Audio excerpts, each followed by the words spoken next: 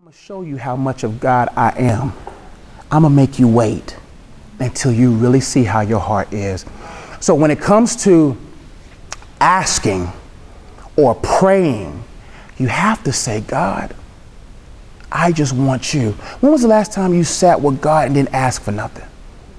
Sat with God and just said, God, you don't got to talk. I'm just going to sit here. So when it comes to answering your question, you have to make sure you ask yourself, what is the real reason why I'm even spending this time with God?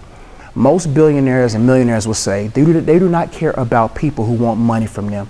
They care about people who want a relationship with them. They care about people who actually care about them. And most of us treat God like a rich uncle. I need a car. I need a house. I need this. And don't even really care about the individual. God wants you to go after his heart, not his hands. And when you go after his hands, not his heart, you will never receive. Because if you want assets, you got to have access. When you have access to God, God will give you whatever you need according to his riches and glory. Many of us don't like that part. Supply all of my needs according to your riches and glory. According to your riches. That means we like the riches part. We don't like the glory part. Because God said, if I give you this and you get the glory, you're not getting it. If I give you this and she get the glory, you're not getting it. It's according to my riches. Number one, I got it. But it has to parallel to my glory. If I'm not getting the glory from it, if you asking for something that you know deep down inside of your heart, God is not going to get the glory for, you ain't going to get it. Did I answer that question? Yeah, and then the audible, if there's no audible voice, that you touched on that a little bit. Yeah, man, don't put God in a box. God speaks in multiple different ways. He speaks through people. He can speak through a rock, a donkey, because even things give you inspiration. God can have a way of putting something in your room, in your space, and make you look upon it. And God said, I spoke right through that. Let God speak how he speaks. You just got to be close enough to know how he speaks. When you're in a relationship with someone, you begin to mimic their mannerisms. You begin to finish their sentence. You begin to know who they are and how they are. When God speaks to me, you have a feeling. I remember the carpet I was standing on. I can remember every significant thing that God spoke, because God's words comes with a presence. Have you ever heard from God and you just felt it's done?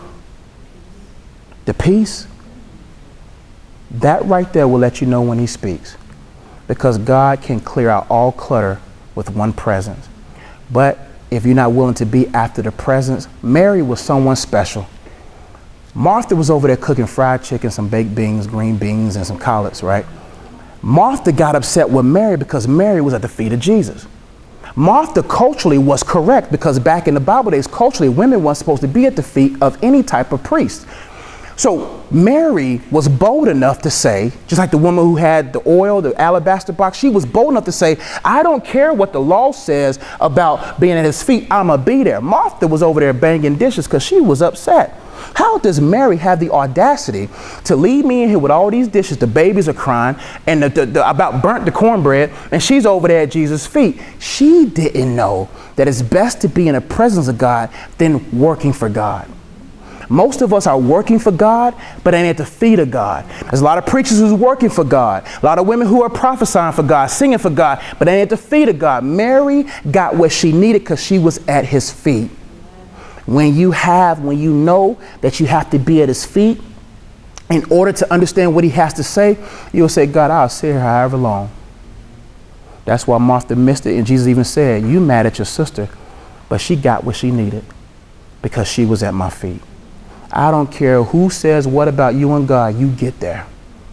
You say, God, listen, I'm in a situation, only you can fix this, God.